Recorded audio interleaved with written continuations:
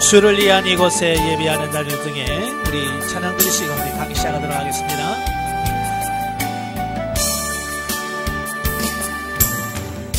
주를 위한 이곳에 예배하는 자들 중에 그가 찾는 이 없어 주님께서 슬퍼하시네. 주님이 찾으시는 그 한 사람 그 예배자, 내가 그 사람 되기 간절히 주께 예배하네. 주 은혜로 이곳에 서 있네. 주 임재에 엎드려 절하네. 그 하늘 것도 난 필요 없네. 주님만 경배해. 주 은혜로 이곳에 서 있네. 주 임재에 엎드려 절하네. 그 하늘 것도 난 필요 없네. 주님만 경배해. 아멘. 기도하겠습니다. 은혜로우신 아버지, 이 시대도 주님께서 정말 진정으로 예배하는 자를 찾는다고 말씀합니다. 정말 레위기를 통해서 우리가 어떻게 하나님 앞에 나아갈 것인가, 또 하나님이 찾으시는 사람이 과연 누군지를 깨닫는 시간 될 수 있도록 도와주옵소서. 이 시간도 성령님 우리의 눈을 열어주시고 우리의 귀를 열어주시고 우리의 심령을 열어주셔서 레위기의 말씀을 깨달아질 수 있도록 도와주옵소서. 시종을 주님께 맡겨오며 예수님의 이름으로 감사하며 기도합나이다. 아멘. 예, 이 시간에 우리 레위기를 한번 보겠습니다. 아마 성경 다 어렵죠. 쉬운 성경 하나도 없습니다만은 그 중에서도 정말 어려운 책이 있다면 레위기예요. 예, 우리가 성경 읽다가 항상 보면 어디서 넘어지냐면 레위기에서 넘어지거든요. 사실 출애굽기 전반부 24장까지만 해도 재밌어요. 그죠? 기적 일으키죠. 하니까 재밌는데요. 출애굽기 25장 넘어가면서부터 이제 뭐 만들고 거기서부터 이제 서서히 지쳐요. 그러다가 레위기를 딱 넘어왔는데 레위기는 또 소 잡아드리고 염소 잡아드리고 양 잡아드리고 계속 비슷한 얘기들이 계속 진행되니까요. 결국은 성경 읽다가 포기하는 경우가 너무 많거든요. 예, 저도 사실 초등학교 때부터 늘 성경을 내가 1년에 꼭 한 번은 읽어야지라고 도전은 꼭 해요. 그런데 꼭 레위기에서 넘어지거든요. 예, 그래서 제가 어느 정도 철들고 나서는 레위기를 읽어갖고는 내가 성경 한 번도 못 읽겠구나. 그래서 레위기를 건너뛰었습니다. 그래서 출애굽기 있고 바로 민수기로 넘어가요. 예? 근데 제가 신학교 들어가면서 고민이 됐어요. 내가 앞으로 목회를 할 텐데 이 레위기를 모르고 어떻게 설교할 수 있겠나. 레위기에 대해서 한번 연구해보자. 그래서 레위기에 대한 책을 몇 권 사가지고요. 그 책을 읽으면서 공부하기 시작을 했어요. 그랬더니 재밌더라고요. 예. 그리고 너무 중요한 게 뭐냐면 구속사의, 구원사의 정말 핵심적인 내용들이 레위기 속에 다 들어있는 거예요. 예수 그리스도의 구속사에게 다 들어있는 거예요. 예, 그래서 저는 레위기는 참 재밌어요. 강의할 때도 재밌고, 예, 읽을 때도 재밌고. 왜? 그 의미를 아니까 재밌더라고요. 그래서 왜 사단들이 레위기를 못 읽게 하는지를 알겠어요. 이 안에 보화 같은 내용들이 너무 많은 거예요. 사실 레위기를 읽으면 안 돼. 이걸 깨달으면 안 되거든요. 아마 그래서 사단들도 이 성경을 읽으면 레위기 때 못 읽게 하는 것 같아요. 한번 이 시간에 레위기를 한번 도전해 보자고요. 그래서 레위기가 정말 은혜로운 책, 읽고 싶은 책이 되길 바라요. 자, 오늘 이제 5페이지에 보시면 서론적 이해가 나오게 되어지는데요. 1 제목, 레위인들에 관한 기록이라고 하는 한글 성경 제목은 레위기입니다. 자, 그런데 구약 성경의 가장 권위 있는 헬라어 번역 성경인 70인역 성경에서는 그 류티콘이라고 제목을 붙였어요. 자, 이 말은 레이인에게 속한 것이란 뜻이에요. 예, 그런데 원래 이제 히브리어 본문에는 히브리어 제목인 와이크라입니다. 와이크라. 이제 와이크라고 하는 말은 그리고 부르셨다라는 뜻이에요. 그리고 부르셨다. 자, 전에도 설명드렸지만 히브리 사람들은요, 책 제목을 붙일 때에 항상 그 책의 첫 말에 나오는, 처음 나오는 단어를 책 제목으로 삼았어요. 뭐 우리가 찬송가 제목을 보면 다 첫 가사가 제목으로 붙여져 있잖아요. 그죠? 마찬가지로 히브리 사람들은 처음 나온 단어가 제목이에요. 그러니까 히브리서에 처음 나오는 단어가 와이크라, 그리고 부르셨다라고 하는 말을 제목으로 붙였어요. 예. 자, 그런데 이걸 히브리어를 헬라어로 번역하면서 이제 내용적인 부분을 좀 들어가서 류티콘, 레이기에 속한 것이란 제목을 붙였고요. 오늘날은 그 영향을 받아서 우리가 레이기라라고 이렇게 붙여졌다는 거예요. 그러면 저자는 누구일까? 자, 예수님께서도 증거하신 바 있듯이 모세 오경의 저자는 모세죠. 바로 그런 까닭에 우리는 본서의 저자를 모세로 인정할 수 있다. 예수님이 인정했는데 누가 인정할 필요 있겠어요, 그죠? 예수님이 인정했는데 하면 모세가 본서의 저자임을 밝혀주는 여러 자료들을 살펴보면, 첫째, 이 본서 내에 하나님께서 모세에게 율법을 주셨다는 기록이 무려 50회나 나옵니다. 예.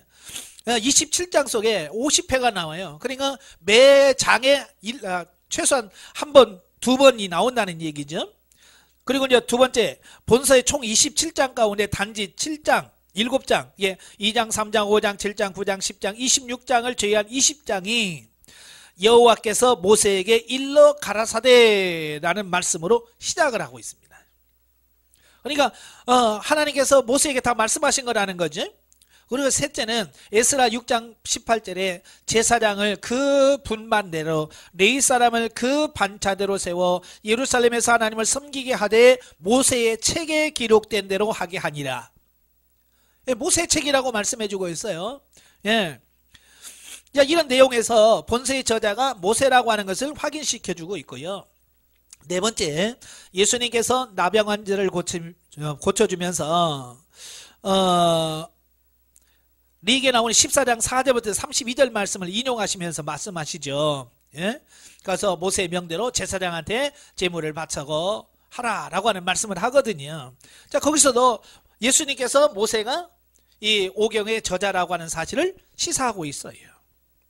자, 뿐만 아니라 본서에 나타난 도덕, 종교, 민사 등 각종 율법 조항들이 모세 당시의 시대와 조화를 이룬다는 점에서 본서의 저자가 모세라고 하는 것도 간접 증명하고 있는 거죠. 기록 연대와 장소를 보면 이제 모세 오경에 속한 다른 책들과 거의 동일한 시기에 기록된 것으로 추정할 수 있지요. 본서는 이스라엘 민족이 애굽을 떠난 시점이 BC 1446년경입니다. 그 후로부터 모세가 느보산에서 최후를 맞는 BC 1406년, 그러니까 1446년에서 1406년 그 사이에 기록된 모세 오경이 다 기록되어 있는 거예요.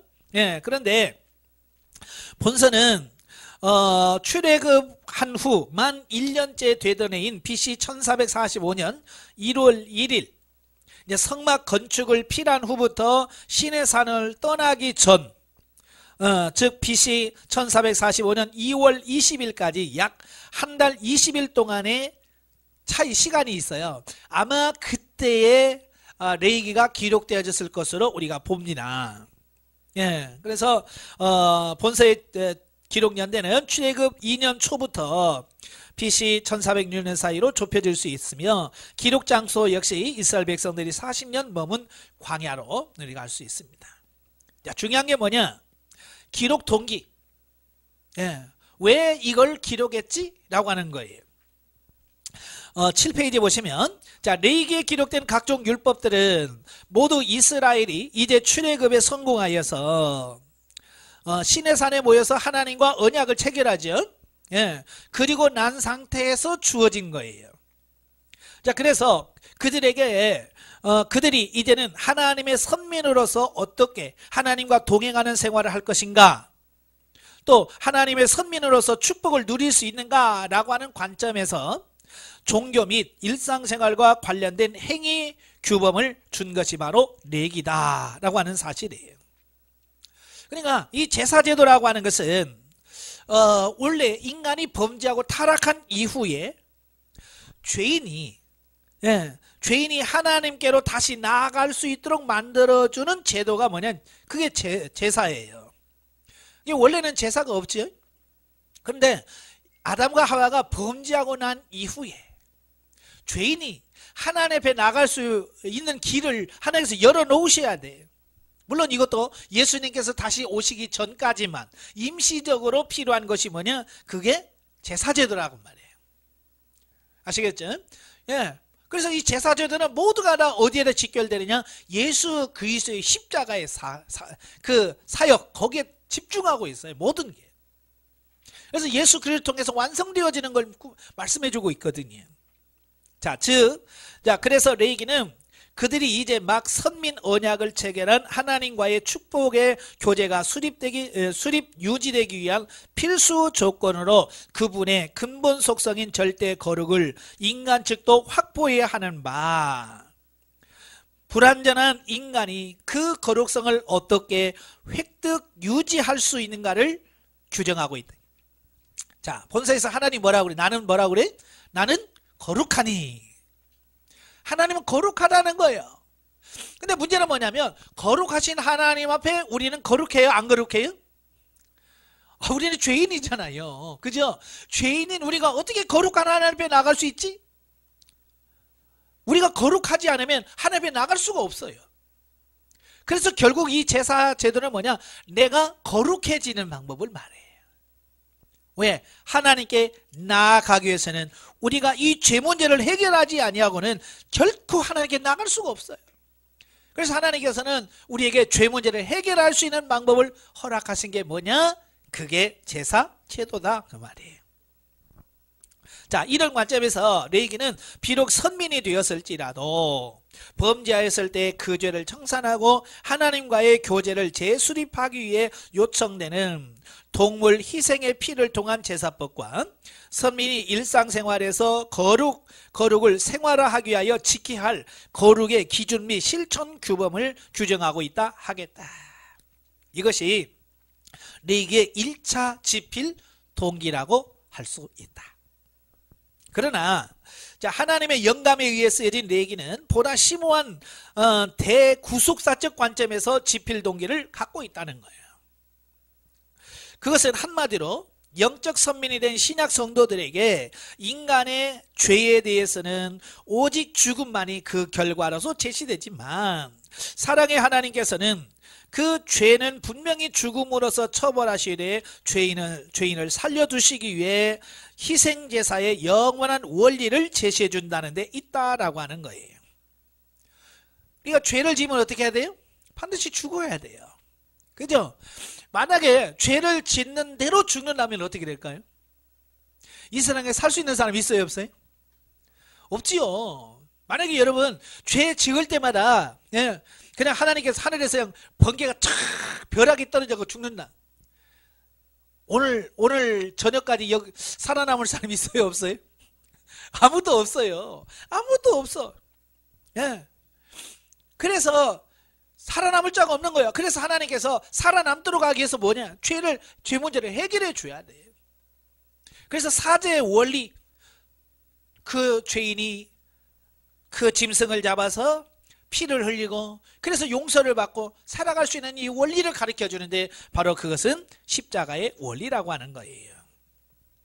더 정확하게는 인간이 불완전하기 때문에 계속 반복적으로 드려야 했던 레위기의 희생제사의 법을 단 한 번의 죽음으로써 전 인류를 대속할 완전한 희생제를 들으신 그리스도를 예표하고자 주어졌음을 레위기는 증언하고 있는 것이다. 예, 바로 이게 중요한 거예요. 그러니까 레위기는 모형적으로 주신 것이고요, 예수 그리스도는 이걸 완전히 성취하신 거예요. 아시겠죠? 그래서 구약을 모르면 신약의 예수 그리스도에 대하여는 알 수가 없다는 얘기예요. 그러니까 제가 서두에도 말씀드렸지만 왜 자꾸 복음에서 떠난 신앙생활을 하고 목회를 하느냐 이거요. 이 레위기를 정확하게 몰라서 그래요. 레위기에서 정확한 의도, 레위기의 목적을 정확하게 알면 예수 그리스도가 왜 오셨는지, 오셔서 하신 일이 뭔지를 정확하게 알아. 근데 레위기를 안 읽으니까 겨우 어디로 가요? 예수 믿고 복 받아라, 그쪽으로 빠지는 거예요. 예, 레위기에서는 결코 그런 말 없어요. 아시겠죠? 그러니까 레위기를 정확하게 인식을 해야 돼요. 그래야 우리가 바른 예수, 진짜 복음, 성경적 예수 그리스도를 전할 수 있다라는 얘기예요. 자, 레위기의 각종 제사법, 절기법의 세부 내용을 자세히 연구해 보면 연구할수록 우리는 그것이 훗날 1500년 후에 오실 예수 그리스도의 사역을 놀라울 만큼 정확하게 그리고 일괄적으로 예표하고 있음을 발견하게 된다. 예, 한번 들어가 보세요. 너무 신기하고요, 정확하게 너무 맞아요. 원래 이제 예표란 문자 그대로 미리 예언적으로 증거하는 표식이죠.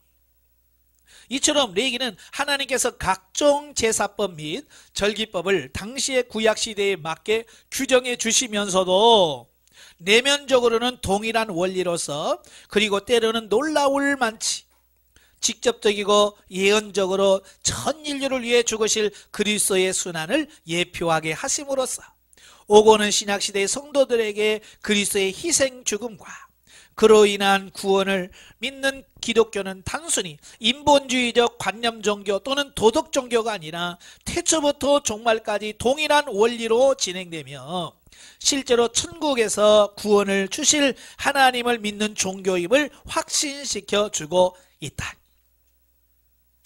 그러니까 이걸 쭉 읽다 보면 구원의 원리가 처음부터 끝까지 똑같구나, 이걸 깨달아요. 예, 구약이라고 해서 뭐 다르게 구원받고 그런 거 아니에요. 똑같아요. 원리가 똑같다. 즉 레위기는 지필 배경 및 동기 이면에는 전 구속사에 일관되게 흐르는 구속사의 원리 및 그 구속의 원리를 성취하기 위해 애쓰시는 그 하나님의 구속사에 대한 예표적 증거라는 뜻이 있는 것이다. 그러니까 그만큼 이 구속사에 있어서 레위기가 차지하는 비중이 엄청 큽니다. 예. 그래서 서두에도 말했지만 사단이 자꾸 레위기를 못 읽게 하는 거예요. 왜? 읽으면 큰일 나거든요. 왜? 이 구속의 원리들이 다 나와요. 막을 수가 없는 거예요. 그래서 사단들이 레위기를 못 읽게 만드는 거예요. 아시겠죠? 그래서 레위기, 그 사단의 정체를 정확하게 우리가 이기려면 레위기를 정확하게 알아야 돼요. 그래야 우리가 신앙생활하면서 설교하면서 목회하면서 이상한 소리 안 해요. 성경에서 벗어난 얘기 안 해요. 그리고 기복신학이나 이런 데 안 빠져요. 자, 레위기의 특징을 보면 레위기는 제사장의 성결식을 말하는 8장 1절부터 10장 20절을 제외하고는 구체적 사건은 거의 없이 전체가 다 추상적인 율법으로 구성되어 있다.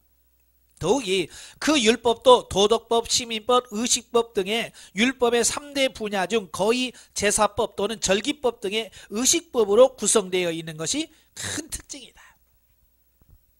아울러 레위기는 이스라엘 민족이 시내산에 이르러 시내산 언약 체결 또 성막 건축 등을 마치고 지리적 이동이 전혀 없는 시내산 바로 그 자리에서 한 달여 동안에 받은 율법을 기록한 것이다. 자, 이런 특징을 가지고 있습니다. 자, 넘겨서 10페이지 보시면 신학적 이해가 나와요. 자, 첫째, 레위기의 그리스도. 레위기에 나타나는 그 기독론을 보시면 자, 본서는 주로 제사와 각종 정결 예식을 다루고 있으며 그 모두는 한결같이 장차 새 언약의 중보자로 친히 희생제물이 되신 예수 그리스도를 지향하고 있다. 그러니까 자칫하면 레위기는 제사법, 우리 제사에다가 초점을 맞추기 쉬운데요, 사실은 그게 아니에요. 레위기의 핵심은요, 모두가 다 예수 그리스도예요. 1장 1절부터 시작해서 마지막까지 예수 그리스도의 십자가의 사건에 전부 집중하고 있어요. 이걸 놓치시면 안 돼. 즉 각종 제사 제도와 그 제사의 중추적인 역할을 감당하는 제사장 및 각종 중요 절기들은 인류의 유일한 중보자이시며 대속제물이 되신 그리스도의 품성과 사역에 대한 주요한 예표와 모형적 기능을 여러 측면에서 수행하고 있는 것이다. 예. 그래서 예수님을 알려면 레위기를 읽어라. 예. 예수님을 알려면 레위기를 읽어야 돼요. 자, 첫째, 5대 제사에 나타난 그리스도. 예, 이제 중요한 게 이제 5대 제사법이 나오잖아요. 그러니까 성도들은 아휴 맨날 소 잡아드리고 염소 잡아드리고 하면서 막 거기다 집중하다 보니까 아이고 모르겠어요 그러거든요. 거기다 집중하면 안 돼요. 어디다 집중해야 되냐면 예수님한테 집중해야 돼요. 자, 첫 5대 제사가 있죠. 번제, 소제, 화목제, 속건제, 속제제. 이 5대 제사는 굉장히 중요합니다. 자, 그 5대 제사가 다 누구를 가리킨다고요? 예수 그리스도를 다 예표해요. 첫째 번제는 뭐냐? 성자 예수 그리스도가 인류를 구속하기 위하여 성부 하나님의 뜻에 철저히 순종 헌신하여 마침내 자신을 대속제물로 드리실 것을 예표한다. 그죠? 예수님께서 자기 생명을 다 드렸어요. 이걸 뭐 번제를 통해서 말씀해 주는 거예요. 그래서 번제는 남는 게 없잖아요. 다 불러 태우잖아요. 그 다음에 소제는 2장에 나오는데요, 오직 하나님을 위한 예수 그리스도의 무지하신 순결한 봉사를 예표한다. 예. 순수한 헌신, 봉사, 이걸 가리켜요. 그 다음에 화목제는 거룩한 하나님과 범죄한 인간을 화해시키기 위해서 친히 십자가에 달려 돌아가신 예수 그리스도의 사랑의 역사를 예표합니다. 그 다음에 속건제는 뭐냐?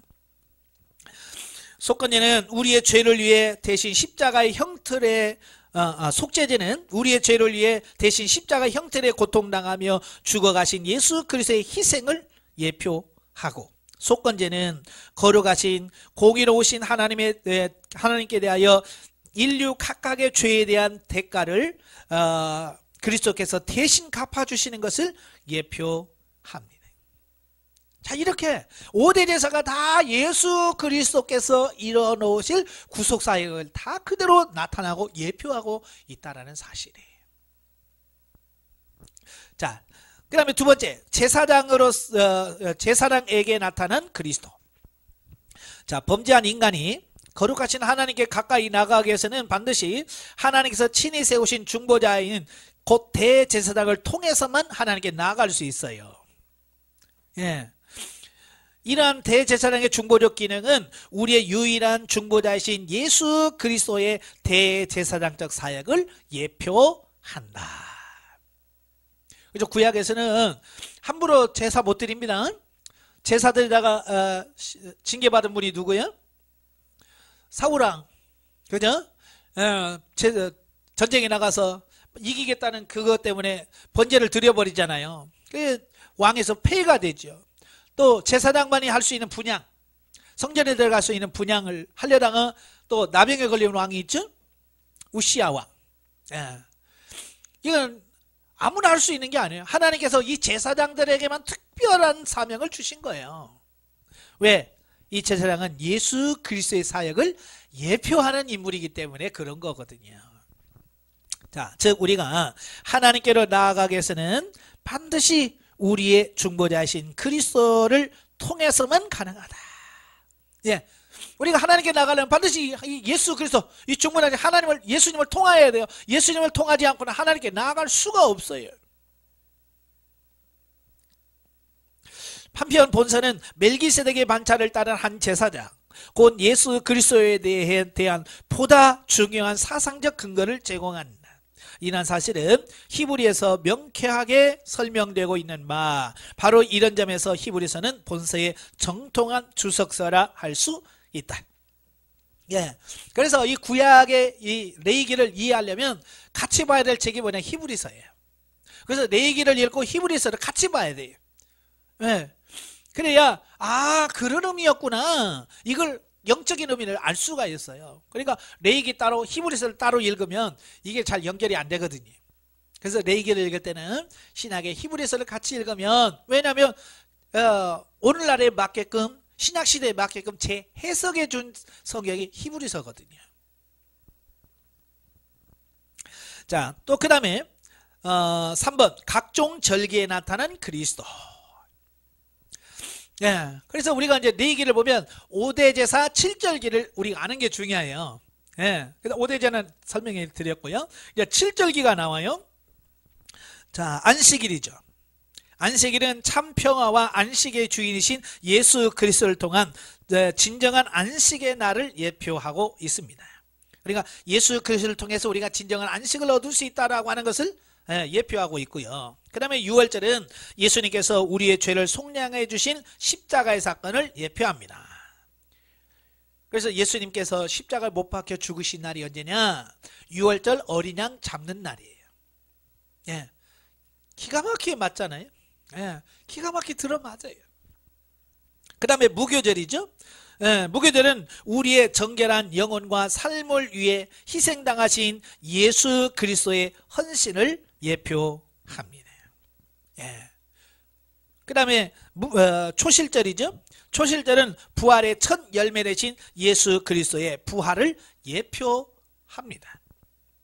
자, 그 다음에 오순절은 교회 형성을 위한 성령 강림의 기초가 된 예수 그리스도의 부활과 승천과 아주 밀접한 관련을 지니고 있고요. 나팔절은 그리스도의 영광 중에 재림을 예표하는 것, 그 나팔절입니다. 대속죄일은 인류의 죄를 완전히 도말하신 그리스도의 십자가 사역을 가장 명확히 예시해주고 있습니다. 그리고 초막절은 그리스도의 재림으로 완성될 새하늘과 새 땅에서의 기쁨의 축제를 예표하고 있습니다. 그리고 대속죄일은 뭘 예표하냐면 이제 유대인들의 대회개를 상징한다라고 볼 수 있어요. 사도 바울이 그러죠. 예, 지금은 이방인의 때예요. 그래서 이방인들이 구원받을 때죠. 그래서 이방인의 충분한 수가 차면 어떻게 된다고 그랬어요? 예, 그때 유대인들이 어떻게 한다고요? 회개할 거다. 자, 그 말씀을 하잖아요. 자, 그래서 아마 이 대속죄일은 마지막 때 예수 그리스도의 재림 이후에 그 완전한 새하늘과 새 땅이 임하기 전에 유대인들이 회개하고 하나님께 돌아올 것을 예표하는 그런 절기라고 볼 수 있겠죠. 자, 이렇게 구약의 5대 제사 7절기는 대제사장 모두가 다 뭐냐? 예수 그리스도의 구속 사역을 예표한다라는 거예요. 예, 다 예수 그리스도를 예표하는 거예요. 그래서 레위기를 모르면 예수 그리스도를 모른다라고 할 수밖에 없고, 우리가 목회를 하면서 이 레위기를 정확하게 이해를 못하면 우리가 기복주의 신앙으로 흘러가고 세속주의적인 신앙생활을 할 수밖에 없습니다. 예, 그래서 레위기가 굉장히 중요하다라는 거예요. 자, 넘겨서 12페이지 보시면 레위기서의 그 신학적 주제, 거룩하신 하나님과 교제를 맺기 위한 택한 백성들의 속죄 및 행위의 규범을 보여주는 레위기는 먼저 교제의 주체자인 하나님의 거룩한 품성에 대한 계시를 주고, 그런 품성의 하나님과의 교제를 나누기 위한 인간척의 거룩을 요청하고 있다 그랬어요. 아까도 설명드렸죠. 하나님 뭐라고 그래? 내가 거룩하니 너희도 거룩해라. 그래야 하나님과 뭐가 할 수 있다? 교제할 수 있다. 그런 얘기예요. 예. 그래서 레위기 전체가 뭐냐? 결국 우리로의 거룩에 대한 얘기를 해요. 근데 그 거룩은 누구를 통해서 할 수 있느냐? 구약에서는 제사지만 신약시대는 예수 그리스도의 구속 사역을 통해서 우리가 거룩해질 수 있다. 자, 이걸 말씀해 주고 있는 거예요. 자, 첫째, 택한 백성들은 택한 백성들을 구원하시고 또 그들과 함께 교제하시기 위한 방법을 일러주시는 하나님의 율법 수여는 하나님께서 그 얼마나 선민에게 은혜로운 분이신가를 보여주고 있다. 예. 다시 말하면 이런 거예요. 하나님께서 우리에게 너 이제 구원받았어 라고 말씀만 하지 아니하시고 구원받은 이후에 어떻게 하나님께 나아가고 하나님과 교제할 수 있는 방법까지도 다 말씀해 주셨다는 거예요. 이게 중요한 거거든요. 예.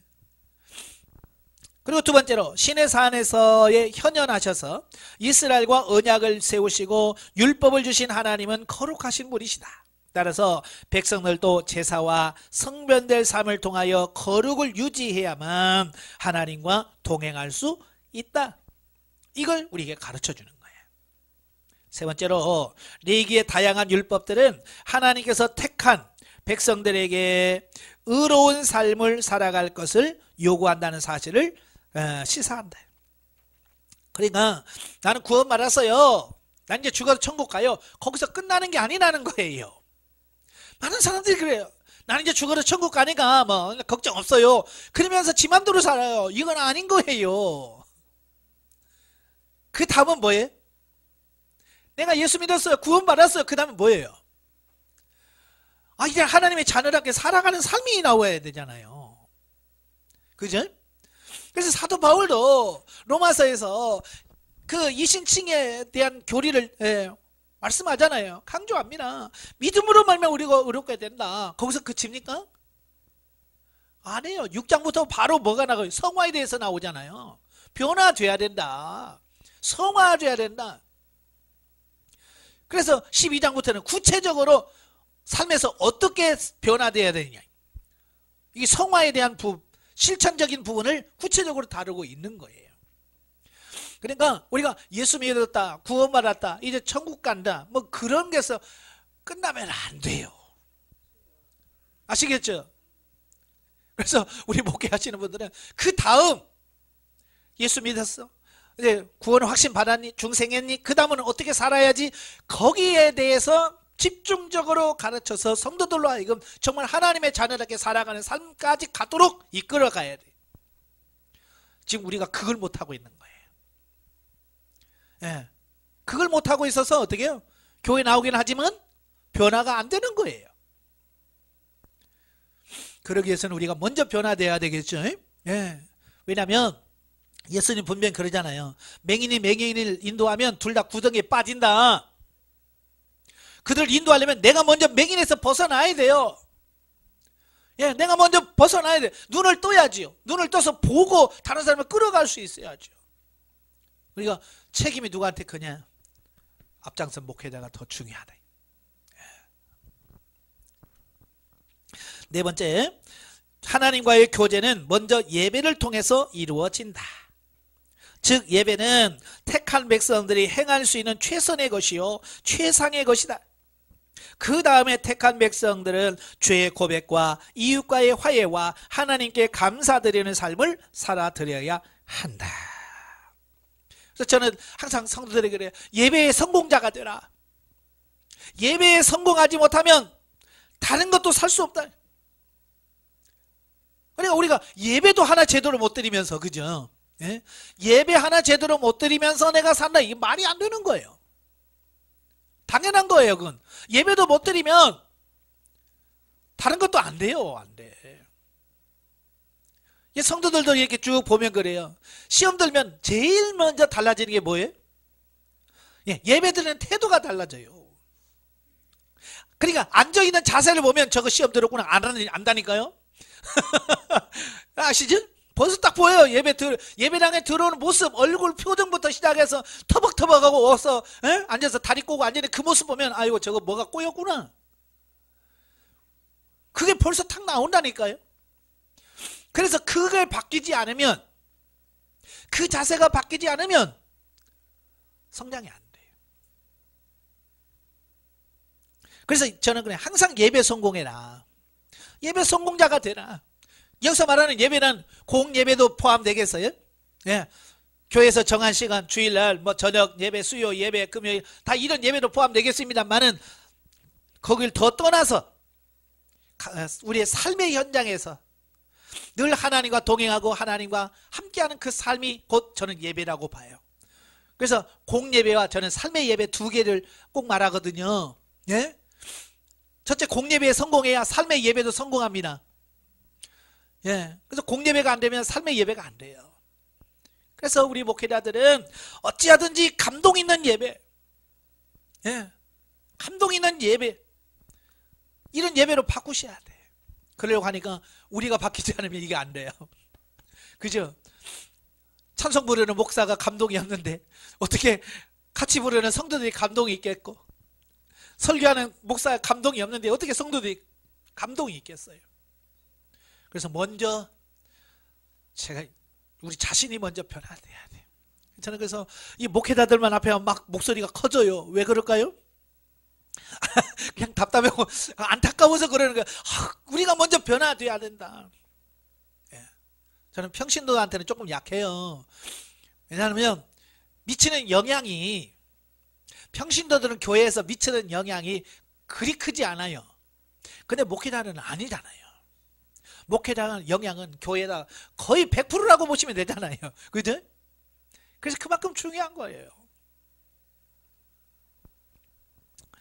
자, 다섯 번째, 모든 인간은 다 죄인인마 그 죄의 해결을 위해서는 희생의 피가 요구된다. 그런데 이처럼 구약에서는 동물의 피를, 신약에서는 그리스도의 피를 대신 받으시고 인간을 용서해 주신다.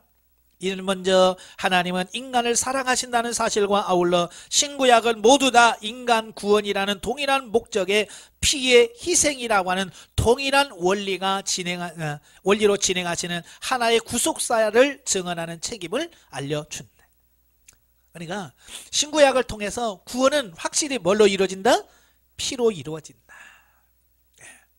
예수 그리스도의 보혈의 피로 이루어진다는 것은 동일하다. 단지 방법론에서는, 구약에서는 짐승이나 이런 짐승의 피를 가지고 예수님을 바라보면서 구원을 받았고요. 우리는 이미 예수님이 십자가에 못 박혀 죽으셔서 2000년 전에 우리는 성취하신 그 보혈의 능력으로 구원받는 거예요. 세 번째, 레위기서와 현대성도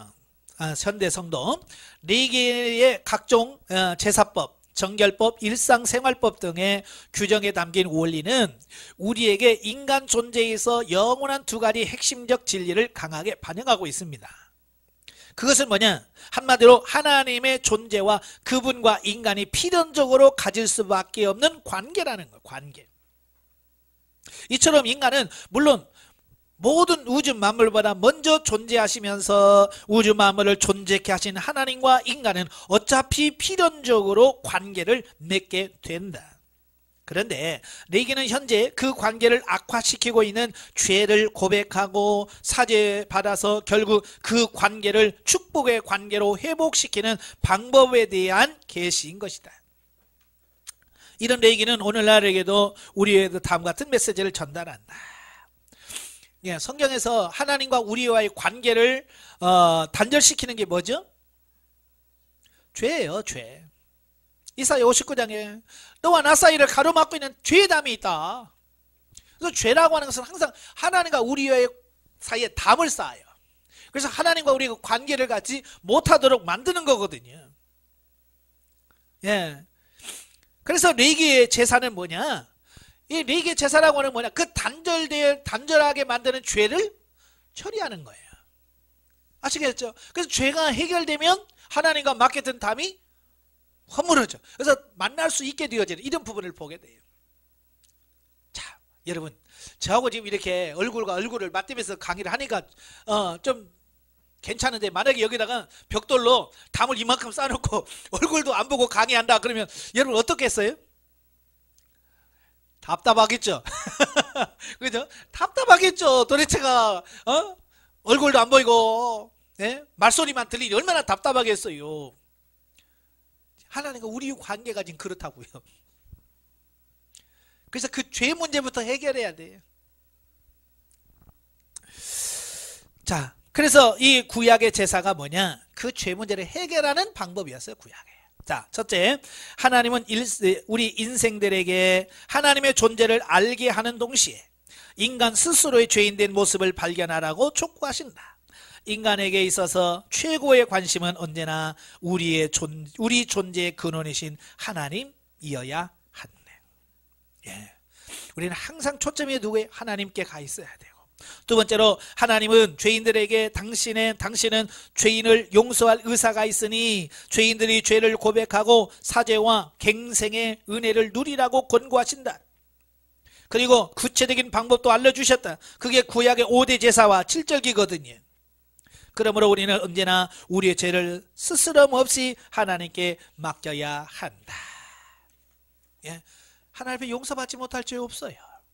그래서 죄를 지은 인간이 하나님께 나아갈 수 있는 방법. 세 번째, 우리는 그저 회개하는 순간만 하나님께 나아갈 것이 아니라 매일의 일상생활에서도 하나님과 더욱 동행하는 삶을 살아야 한다. 예, 하나님에 대한 신앙은 필연적으로 하나님의 뜻에 맞는 실천 생활로 바로 우리의 생활 현장에서 실천되어야 한다. 그러니까 제일 문제가 되는 게 뭐예요? 교회에서는 회개도 잘해요. 예배도 잘 드려요. 근데 문제는 뭐냐? 교회 문 딱 나오는 순간부터 하나님과 단절돼. 그게 문제거든요. 그래서 세상 사람들이 교인들을 가리켜서 뭐라고 그래요? 이중적이라고 자꾸 얘기해. 이중인격자라고 자꾸 얘기해요. 왜 그러냐면 교회 안에서의 삶과 교회 밖에서의 삶이 너무 달라서 그러는 거예요. 여러분, 온 가족이 교회 다니는 그 집에 가서 애들한테 물어봐요. 그럼 애들이 뭐라고? 우리 엄마 아빠 너무 이중인격자예요. 그 얘기 다 해요. 그래서 아니 왜? 그러니까 교회에서는 천사인데 집에 오면 그게 아니에요. 이런 말을 한단 말이에요. 다 이해가 되시죠? 교회에서는요 천상천사들이에요. 전부 다. 여러분도 그러시죠? 교회 가면 다들 천사야. 그냥 웃으면서 그냥 안녕하세요 막 하고 다 하는데 예배 딱 끝나고 집에 오면 야 일로 와봐 부터 시작해서 애들부터 잡는 거야. 너 일로 와봐 부터 시작해가지고 이게 문제란 말이에요. 교회 안에서의 삶과 교회 밖의 삶이 너무 이중적이란 말이에요. 그러니까 우리 자녀들이 혼란스러운 거예요. 교회에 있을 때 엄마가 진짜 엄마인가? 집에 있는 엄마가 진짜인가? 이게 혼란스러운 거예요. 그래서 애들도 그걸 보면서 뭘 느껴요? 교회 다녀봐야 별 그렇게 없구나. 애들이 그걸 아는 거예요. 그래서 실망하는 거예요. 그래서 그 아이들이 크면 교회 가자 그러면 뭐라고 그래요? 아니 교회 가서 할 때하고 집에서 너무 다른데 굳이 교회 갈 필요가 뭐 있어? 이렇게 나와버리는 거예요. 그래 어렸을 때야 애들은 힘이 딸리잖아요. 그러니까 엄마가 가자 그러면 이 하면서도 와요. 힘이 딸리니까 왜? 교회 안 오면 밥 안 주거든요. 용돈도 없거든요. 그러니까 용돈 받고 밥 먹으려면 교회 가야 돼. 그런데 이제 20살 넘고 해봐요. 밥 안 주고 그러면 내가 차려 먹지 뭐. 그게 된단 말이에요. 그러면 더 이상 엄마 말을 들을 이유가 있어요 없어요? 없어요. 그렇게 만든 장본인이 누구냐? 부모예요. 부모라고요. 그래서 이걸 심각하게 받아들이셔야 돼요. 예. 그래서 저와 여러분이 가정에서부터 변화되어서 교회의 삶과 교회 밖에서의 삶이 늘 같이 될 수 있도록 이렇게 하셔야 돼요. 예.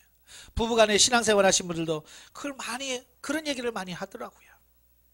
저는 이제 부부간에 상담을 많이 하거든요. 예. 그러니까 그 부부간에 상담을 하면 그래 남편 집사님이 그렇게 부인 집사를 싫어해. 그래서 왜 그러냐 그랬더니 교회 안에서는 그렇게 천사인데 집에 가면 아니라는 거야. 아이고 야 교회에서는 다 인정받아. 아이고 천사 집사 천사 권사라고 다는 집에만 가면 악마로 바뀌는 거니까 그게 이해가 안 된다는 거야. 도대체 어떻게 사람이 그럴 수 있냐고. 아이고 그런 걸 보면서 제가 목사로서 제가 죄송합니다 그랬어요. 내가 잘못했어요. 내가 잘못 교육시키고 잘못 신앙생활을 잘못 가르쳐서 그래요. 우리는 그 역할을 하셔야 돼요. 교회 안에서만 잘하는 거, 그것만 보고 우리가 아이고 저 사람 믿음 좋아요 그러면 안 돼요. 교회 밖에서 가정에서 어떻게 사느냐, 이게 제일 중요한 거예요. 예. 네 번째는 비록 구약 제사의 세부적 의식과 절차는 폐기되었으나 그 근본 정신 및 자세는 신약 교회의 예배에서도 계승되어야 한다. 곧 경건과 참회와 순전한 기쁨과 열성이 예배에 있어야 한다. 예, 이미 예수님께서 십자가 못 박혀 죽으심으로요, 구약의 예법은 다 이미 성취됐어요. 폐기됐어요. 더 이상 우리가 소잡고 염소 잡을 필요 있어요, 없어요? 없어요. 그런데 중요한 건 뭐냐, 그 정신, 경건함, 회개의 삶, 보혈의 피를 의지하는 삶은 뭐예요? 여전히 지금도 우리 삶 속에서는 이어져 가야 돼요. 그 근본적인 정신만은 계속 흘러가야 된다는 것을 기억하시기를 바랍니다. 자, 15페이지 보시면 구속사적 이해가 나오는데요. 자, 구속사적 이해를 보죠. 자, 슐츠라고 하는 사람은 본서를 이스라엘의 종교라는 제목으로 다루었어요. 이는 본서의 내용이 주로 의식법과 절기법으로 이루어져 있기 때문인데, 자, 이와 같은 종교적 내용들이 본서에서 최초로 게시된 것은 아니에요. 성경에서 하나님께 제사 드린 기록은요, 창세기 4장부터 나와요. 제사가요, 출애굽하고 생긴 게 아니에요. 이미 아담과 하와가 범죄한 이후에 바로 그의 아들 아벨과 가인이 하나님께 뭐 했어요? 제사 드렸어요. 또 노아도 방주에서 나오자마자 제사 드렸고요. 아브라함도 하나님께 가자마자 제사 드렸고요. 이삭도 야곱도 다 제사 드렸어요. 그러니까 제사는 언제부터 시작되느냐? 죄가 시작하면서부터 제사가 시작되었다라고 이렇게 보면 돼요. 그래서 죄인이 있는 순간에는 계속 제사제도가 유지되어 왔어요. 자, 이렇게 볼 때 본서가 종교생활에 대한 문외한인 이스라엘인에게 하나님을 섬기는 법을 처음으로 알려준 것이었다라고 말할 수는 없어요. 이미 구속받은 이스라엘에게 구속의 원리와 정치, 경제, 사회, 문화, 종교 등 모든 분야에서 하나님을 섬겨야 하는 선민의 생활 규범을 체계적으로 교훈하며 그것을 법전화한 것이다. 그러니까 레위기는 뭐냐면 지금까지도 계속 제사 드렸어요. 제사 드린 것을 이제는 뭐냐, 체계화시키는 거예요. 예, 그때는 그냥 소 잡아드리고 염소 잡아드리고 그랬어요. 근데 이제는 그걸 완전히 체계화시켜서 번제는 이렇게, 소제는 이렇게, 화목제는 이렇게, 속죄제는 이렇게, 속건제는 이렇게라고 체계적으로 체계를 세웠고요. 이걸 법전화했어요. 아예 이제 기록을 해서 이걸 모든 사람들이 이걸 지키도록 만들었다는 의미가 있는 거예요. 예. 이 내용들은 선민과 하나님 사이에 맺은 언약 관계의 근본 성격과 언약 백성다운 삶의 유형을 제시합니다. 그러기에 언거는 본서의 내용이 구속의 원리를 설명하는 신약의 로마서와 비롯될 만하다라고 주장을 합니다. 그러니까 우리 신약의 로마서를 읽으면 어때요? 성경의 꽃이라고 하잖아요. 바울 서신의 꽃이에요. 그만큼 기가 막힌 책이 로마서인데요. 바로 구약의 로마서는 레위기다, 그 말이에요. 그만큼 중요하단 말이에요, 레위기를. 근데 문제는 뭐냐? 목사도 안 읽고 평신도 안 읽는다는 얘기예요. 이 레위기를. 왜? 이해하기가 어려워. 읽어도 재미가 없어요. 막 출애굽처럼 막 어떤 기적이 나타나고 홍해가 막 갈라지고 그래야 와 신나서 읽고 그럴 텐데, 그런 내용이 전혀 안 나타나잖아요. 소 잡아드려라, 염소 잡아드려라, 소제를 드려라, 맨날 그런 얘기만 나오니까. 근데 그게 중요하다는 얘기예요. 그게 중요하다. 자, 본서의 구속사적 관점에서 몇 가지를 살펴보면, 첫째, 신정정치의 현실. 본서는 선민의 생활이 그 성막을 중심으로 이루어졌음을 증거합니다. 그래서 이스라엘의 모든 삶의 중심이 어디냐? 성막이에요. 그죠? 그래서 진을 치고 머무를 때도 항상 중심에는 성막이 있고요. 이제 그들이 이동할 때도 항상 중앙에는 뭐가 있어요? 성막이 있어요. 그래서 이스라엘 삶의 모든 중심이 다 성막에 있어요. 자, 이는 제사법, 제사장 제도, 정결법, 성결법, 절기법 등이 성막과 연관되었다는 사실을 세설에서 알 수 있다. 네, 모두가 다 어디서예요? 성막에서 이루어진다 그 말이에요. 이스라엘인이 성막에서 하나님을 경외하며 죄에 대한 용서를 구하는 그곳이 하나님의 임재를 상징하였기 때문이다. 예. 성막이 왜 중요하다고 그랬어요? 성막이 왜 중요하다고 그랬어요? 뭐 금으로 만들었어요? 아니에요. 하나님은 그 안에 임재하고 계시는, 하나님이, 물론 하나님은 안에 계신 곳이 없으시죠. 그죠? 안에 계신 곳이 없으시죠. 그럼에도 불구하고 임재의 장소를 예표하고 상징한단 말이에요. 상징. 예, 이런 거예요. 우리나라의 청와대, 대통령. 미국의 백악관, 미국의 대통령. 이미 상징화되어 있잖아요. 그죠? 그죠? 근데 청와대에 들어간다 그러면 대통령 만나러 가나? 뭐 이렇게 하잖아요. 그만큼 상징적인 거예요. 이 성막이라고 하는 또 그 크지도 않잖아요. 예? 성막 크지도 않아요. 근데 중요한 것이 뭐냐? 하나님의 임재를 상징하는 장소이기 때문에 성막이 중요한 거예요. 자, 하나님께서 성막에서 침묵하지 않으셨으면 이스라엘을 통치하는 왕으로서 이스라엘에 임재하셨다. 예. 그리고 하나님이 이스라엘을 통치하기 위해서 바로 성막을 만들으라고 하시고 그 성막에서 뭐라고? 내가 여기서 너에게 말하리라. 예. 내가 여기서 너에게 말하겠다라고 말씀하거든요. 이 상황을 그 요세푸스는 신정정치로 규정합니다. 고대 근동의 여러 국가에서 나타난 신정은요, 단순히 이념과 이상일 뿐이에요. 예, 나라마다 다 뭐가 있어요? 신이 다 있어요. 국교가 있고요. 다 그렇습니다. 그래서 바알이 우상 국교가 있고 크모스, 몰록, 이런 다 나름대로 자기 나라마다 신이 있어요. 그래서 신이 통치한다. 다들 그렇게 얘기해요. 그런데 이스라엘이 성경에 말하는 신정정치와 그들이 말하는 신정정치는 같아요? 달라요? 다른 거죠.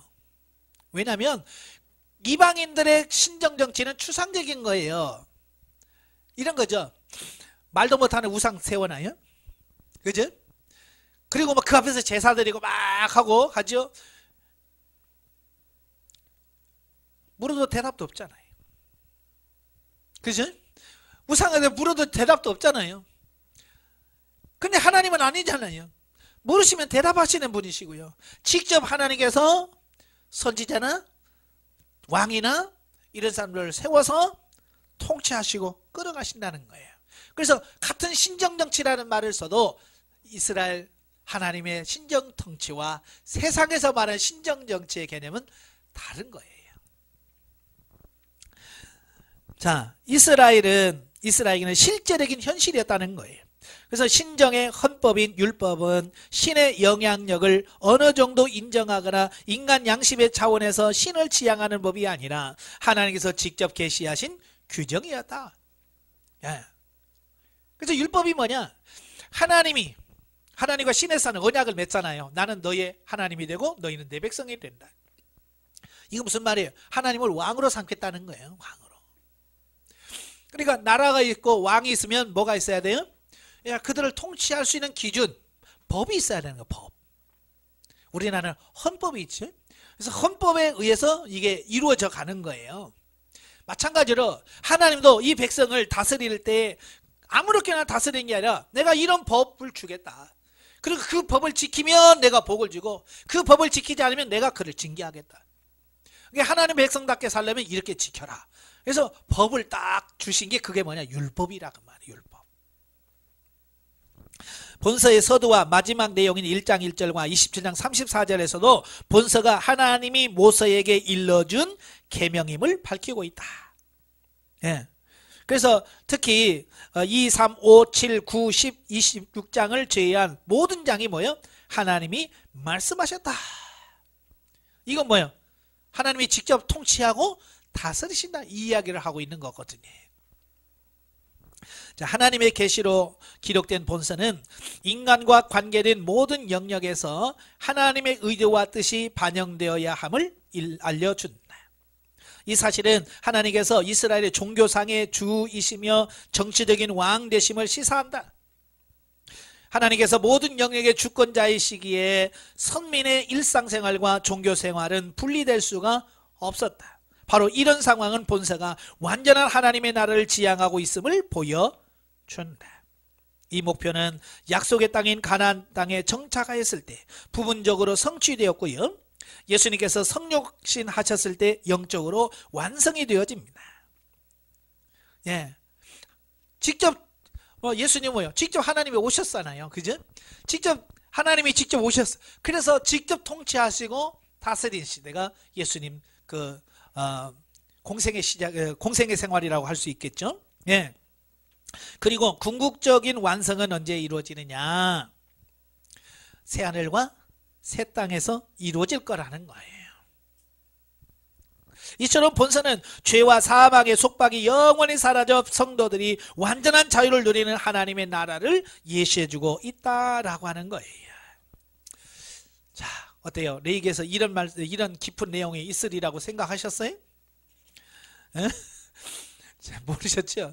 예? 정말 레이기 깊은 내용이 다 들어있어요. 자, 두 번째, 언약 관계의 지속 수단. 자, 하나님의 은혜로, 자, 애굽에서 나온 이스라엘 백성들은요, 하나님께 충성하겠다는 언약을 맺었죠. 그게 시내산 언약입니다. 예, 시내산 언약이에요. 자, 그런데 출애굽기 32장의 금송아지 숭배 사건에서 드러났듯이 이스라엘의 범죄는요, 언약 관계를 파기시킬 지경에 이르렀다는 거예요.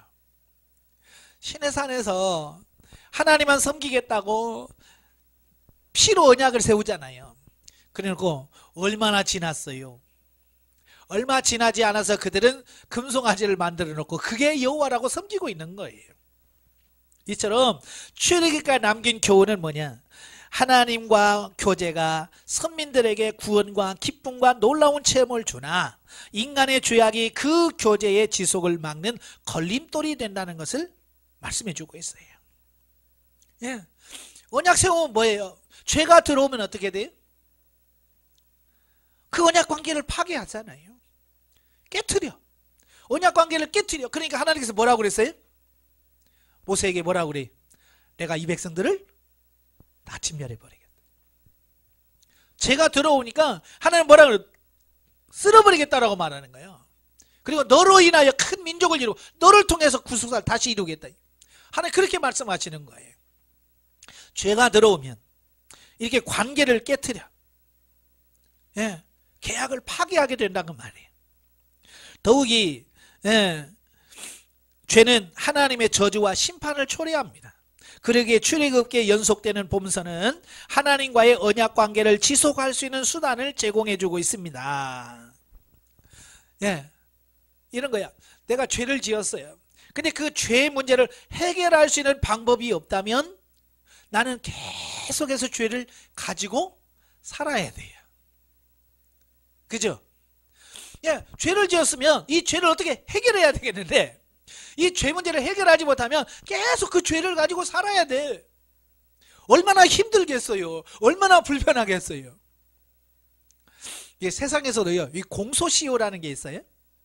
공소시효라고 하는 게 뭐냐면 죄를 지었지만 어느 일정 시간이 지나면 그 죄를 묻지 않고 소멸되어진다는 거예요.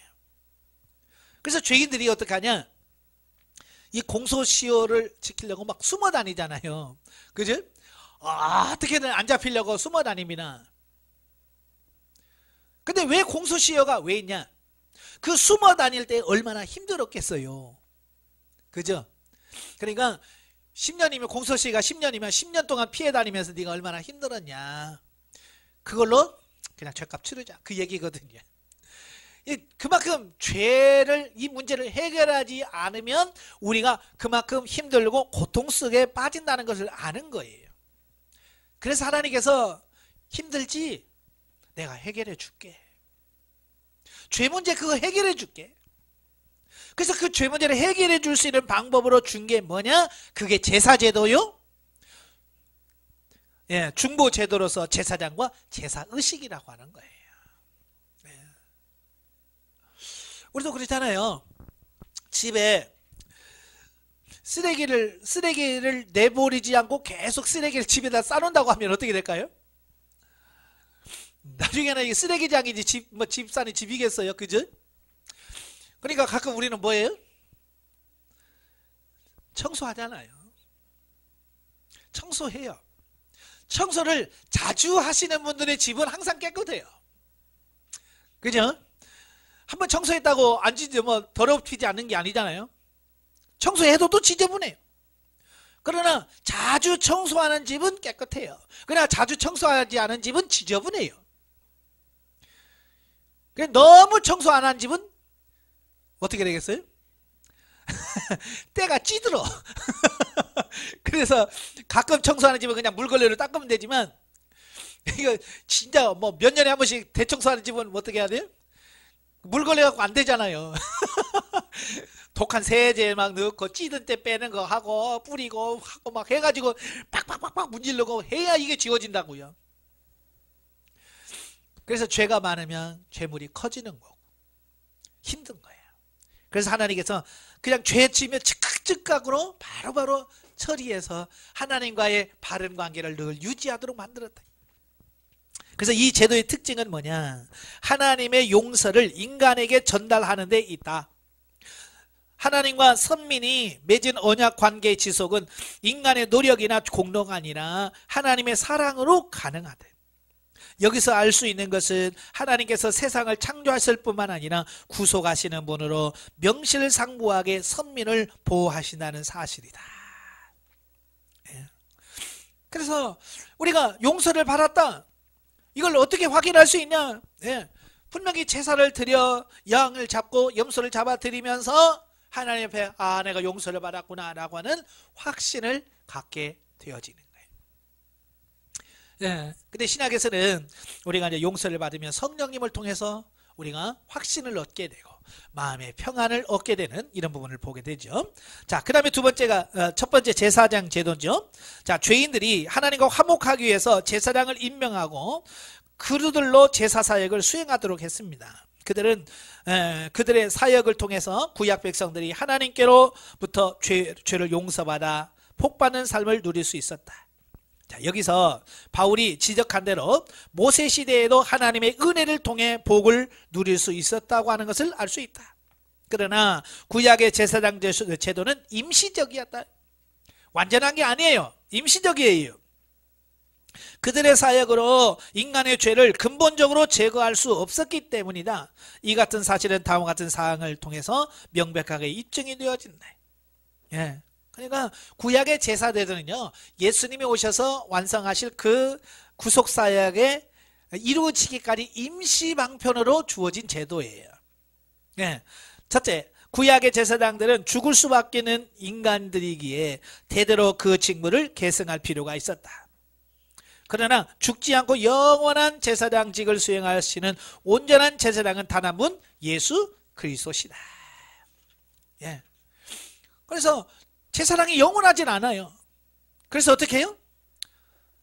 아버지가 죽으면 자식들이 또 제사장제가 하고 계속해서 대를 이어서 제사장이 계속 세워지는 거예요. 근데 지금은 제사장이 세울 필요가 없잖아요. 왜? 예수님께서 영원한 제사장이잖아요. 예수님이 죽으시고 새로 바뀌시는 거 아니잖아요. 영원하신 분이에요. 그래서 더 이상 다른 제사장이 필요 없고요. 두 번째, 선민은 죄를 속죄하여야 할 제사장들이 죄와 실수를 범하였으므로 자신들을 위한 속죄제를 바쳐야 돼. 그렇죠? 제사장을 해봐야 완전하진 않아요. 그래서 그들은 다른 사람들을 위해서 속죄 제사를 드리기 전에 제일 먼저 자기부터 속죄제를 드려요. 왜? 나도 죄인입니다. 여러분, 죄인이 죄인을 어떻게 할 수 있어? 없어요. 그래서 먼저 속죄하는 제사를 드려요. 근데 예수님은 죄가 없으신 완전하신 분이기 때문에 예수님을 위해서 자신을 위해서 속죄제를 드릴 필요가 없으셨죠. 세 번째, 해마다 그리고 매일 속죄를 위한 제사를 드렸던 사실이 구약 속죄 제도의 불완전성을 알려준다. 온전한 제사란 단번에 봉헌으로 영원한 효력을 거둘 수 있어야 한. 예. 자, 여러분, 독감 백신은 매년 맞죠? 맞죠? 어제 독감 주사 맞아요? 왜 그래요? 효력이 몇 개월 안 가요. 그러니까 독감 주사 맞아서 내 몸에 적응력이 생겼다 할지라도, 면역력이 생겼어도 이게 계속 항체가 있는 게 아니라 시간이 지나면 이게 소멸돼 버려요. 그래서 매년 가을이 되면 예방접종을 하는 거예요. 독감 예방주사를 하는 거예요. 구약의 제사가 그와 같은 거예요. 효력이 얼마 크질 않아요. 그래서 매년 똑같은 제사를 반복해서 드려야 돼요. 근데 여러분, 홍역주사는요, 몇 번 맞아요? 예, 한 번 맞잖아요. 한 번 맞으면 이건 죽을 때까지 그게 항체가 내 몸에 계속 남아있어요. 그래서 죽을 때까지 더 이상 이 홍역주사 안 맞아도 돼. 바로 그 예수 그리스도의 죽으심, 예수 그리스도의 제사장직이 그와 같은 거예요. 예. 구약의 제사는 독감 백신처럼, 예?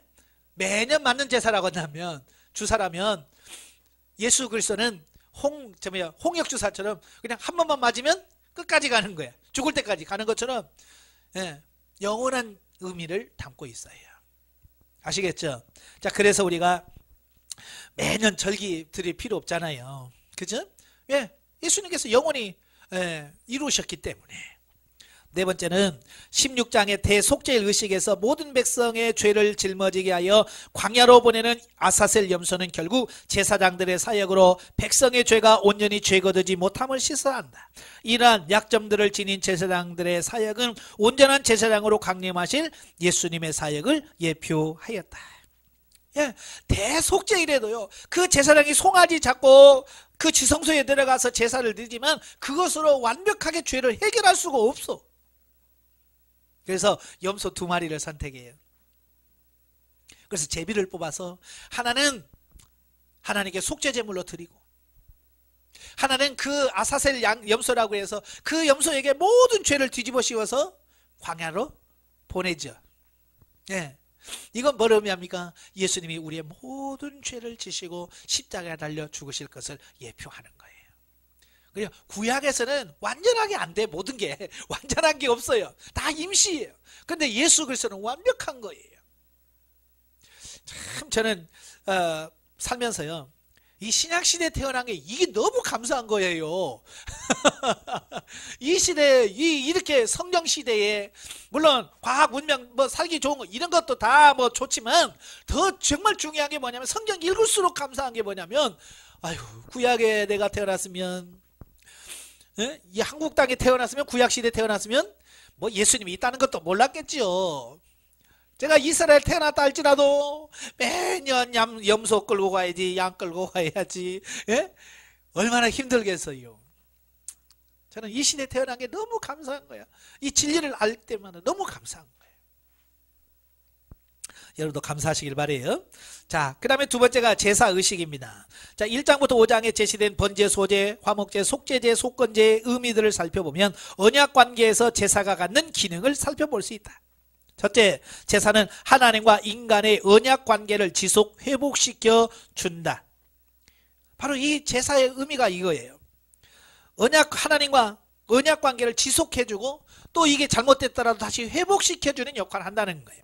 그래서 맡은지는 번제, 소제, 화목제를 드리는 목적은 선민과 하나님 사이에 맺은 기존의 교제 관계를 유지하기 하는데 필요한 제사라면, 속죄제와 속건제는 죄로 인하여 파괴된 언약관계를 다시 복구하는 데 필요한 제사다. 그러니까 관계를 유지하는 제사와 관계가 깨졌을 때 다시 회복하는 제사로 이렇게 구분할 수 있다라고 하는 거예요. 그 다음에 두 번째, 제사는 죄를 속죄받는 의식이었다. 이 속죄라고 하는 말은 카파르라고 하는 말인데요, 두 견해가 있어요. 이 카파르라고 하는 말은 첫째는 덮는다라는 뜻이에요. 덮는다. 하나님의 얼굴을 덮는 것이 속죄라고 주장합니다. 곧 죄에 대한 하나님의 진노는 아주 큰 것이기에 제사를 통한 그분의 화를 진정 유화시키는 것이다. 이는 제사의 목적은 화해를 위해 하나님께 선물이나 예물을 바치는 데 있다는 주장이다. 이 관점은 하나님의 입장을 고려한 것이다. 둘째로 속죄는 깨끗하게 제거한다는 뜻이 있다. 제사는 죄를 덮어버림으로 죄인을 죄책감과 하나님의 형벌로부터 벗어나게 한다고 주장해요. 그러니까 같은 속죄대로 덮는다는 의미가 있고 깨끗하게 제거한다는 의미가 있어요. 여러분 청소할 때도 그래요. 청소할 때요, 어떤 사람은 청소한다고 해갖고 뭘로 자꾸 덮어요. 지저분한 거 있으면 그걸 이렇게 치워야 되는데 덮어버려요. 제가 언젠가 무슨 TV 프로그램을 봤는데요, 방 청소한다고 들어가더니 넓은 보자기를 가지고요 막 책상을 덮어버리더라고요. 지저분한 거 이렇게 달고 덮어버려요. 그러고 자기가 청소 다 했다는 거예요. 그러니까 밖에서 보면 그냥 하얀 걸로 이렇게 덮여져 있으니까 깨끗하게 느껴질 뿐이죠. 근데 사실은 그건 청소한 게 아니잖아요. 다 치워야 되죠. 예, 깨끗하게 치워야만 완전한 청소가 된다. 이 속죄라고 하는 카파르라고 하는 말은 덮는다는 의미도 있고요, 깨끗하게 제거한다는 의미도 있다는 얘기고요. 자, 이제 제사를 통해 하나님께서 죄인을 의인으로 간주하신다는 견해이다. 이 주장은 죄인의 입장을 고려한 것이다. 성경은 이 두 가지 견해를 모두 담고 있다. 죄가 가려질 때 죄로 말미암아 생겨난 하나님의 분노가 무마되고 사라진다. 그러니까 우리가 죄 짓고 하나님께서 이렇게 눈을 부릅뜨고 쳐다보실 때 하나님 보지 마세요 하고 이렇게 가려주는 역할, 이게 구약의 제사 역할이라고 말해요. 자, 세 번째, 제사를 드린다고 해서 무조건 죄를 용서받지는 못했다. 우리가 잘 기억하셔야 돼. 예, 제사를 드린다고 해서 무조건 죄를 용서받지는 못했다는 거야. 본서의 제사 의식이 중요한 요소가 뭐예요? 죄의 진실된 고백과 회개와 하나님께 대한 믿음이라고 강조하고 있어요. 예. 구약의 희생제사의 의식은 하나님께서 정하신 적절한 죄의 용서의 수단이었다. 이건 인간이 정한 것이 아니라 하나님께서 지정하신 제도라는 데 주목해야 한다. 왜 하나님이 하셔요?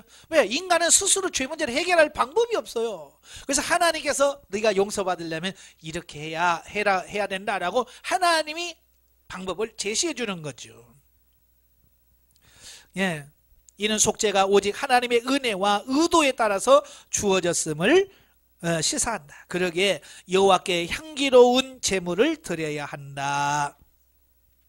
자, 여기서 향기로운 제물이라고 하는 건 뭐예요? 하나님께서 받으실 만한, 하나님 받으시고 기뻐하실 만한 제사를 드려야 된다 그 말이에요. 자, 우리도 선물을 누구한테 했을 때 고마워 하고 받을 수 있는 선물을 해야지, 이래도 선물이라고 못 받을 선물은 이게 선물이 아니잖아요. 그렇죠? 우리가 제사를 드리고 뭘 하든 하나님이 기뻐 받으시도록 드려야 된다. 그래서 동물의 피로 하나님께 만족을 드릴 수는 없었다.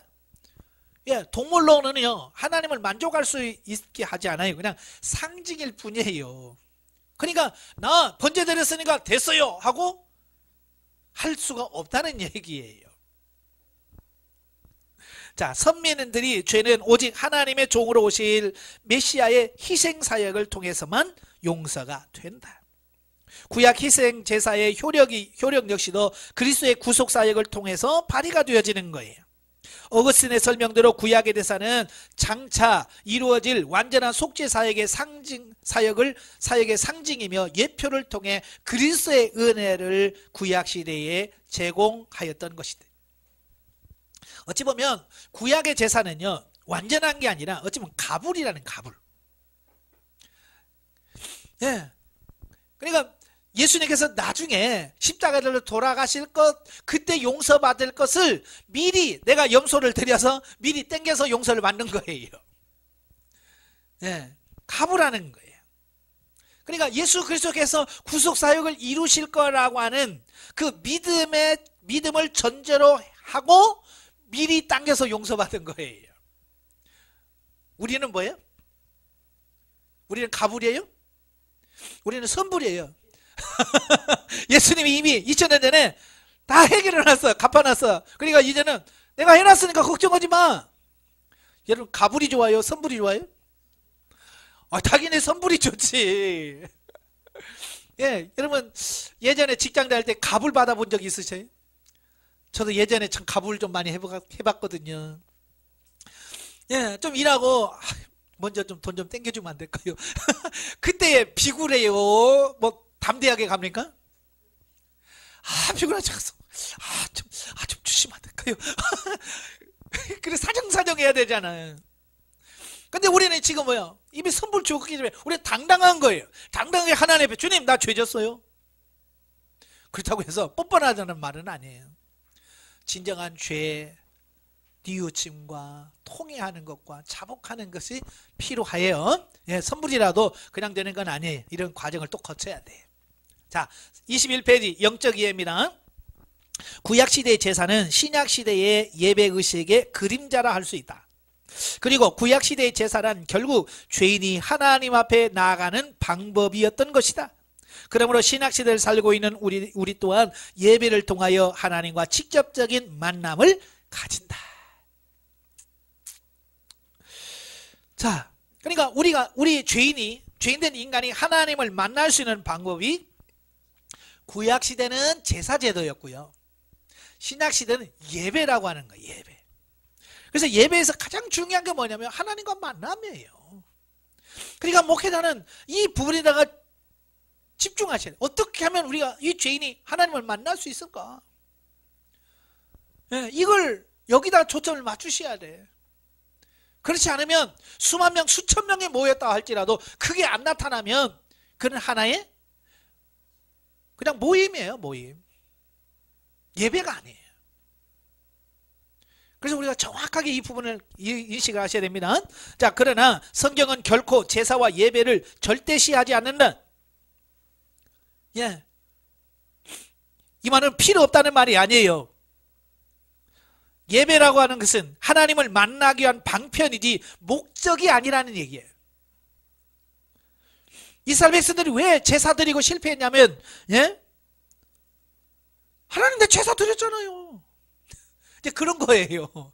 나 제사 드리는데 뭐 본제 드렸고요. 속기는 왜? 이제 그런 거예요.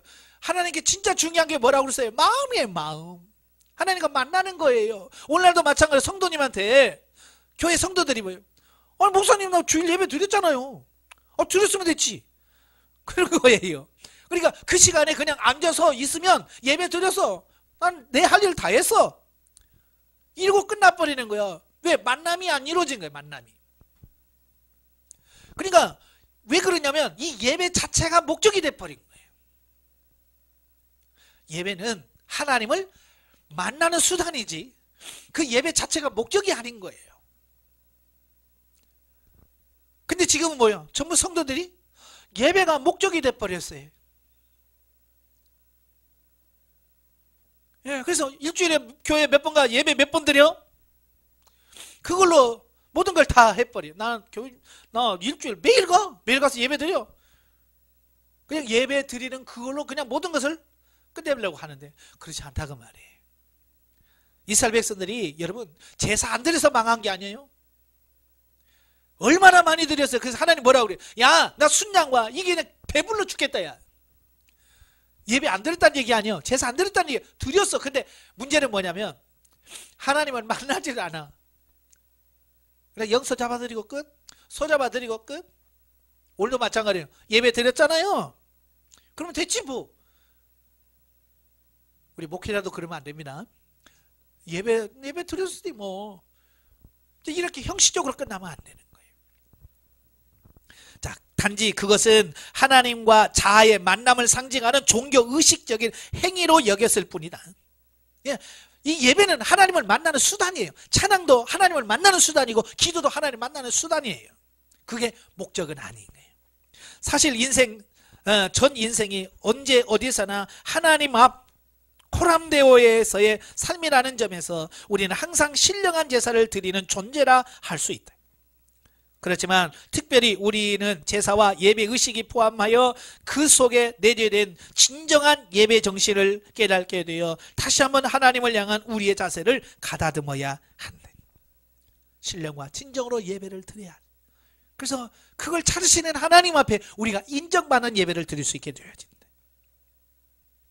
한편 구약의 제사법은 이와 같은 하나님과 인간의 만남 이외에도 구속사적인 관점에서 여러모로 신약시대의 예수님을 예표하며 상징하고 있다. 따라서 우리는 구약 제사법의 여러 규정들을 통하여 먼저 창세기에서부터 요한계시록까지 모든 성경은 예수 그리스도를 주제로 하여 철저히 연결되었음을 인식하며 나아가 각 제사와 제사의 참 정신을 오늘날 우리들의 예배 속에서 그리고 전 생활 속에서 되살리고 실천할 수 있어야 한다. 아시겠죠? 단순한 하나의 예배가 형식이 되어지고 그걸로 끝나면 되지 않고 우리의 삶의 현장에서 그렇게 사라져지고 그렇게 움직여지는 데까지 가야 그게 진짜다. 아시겠죠? 그러려고 하니까 여러분이 먼저 변화돼야 돼. 네? 여러분이 먼저 변화되어지고 그리고 성도들에게 내가 이렇게 살잖아. 여러분도 그렇게 사십시다. 내가 이렇게 사니까 여러분도 이렇게 살아요. 내가 주님을 만나잖아요. 여러분도 주님을 만나야 됩니다. 이렇게 할 수 있어야 돼.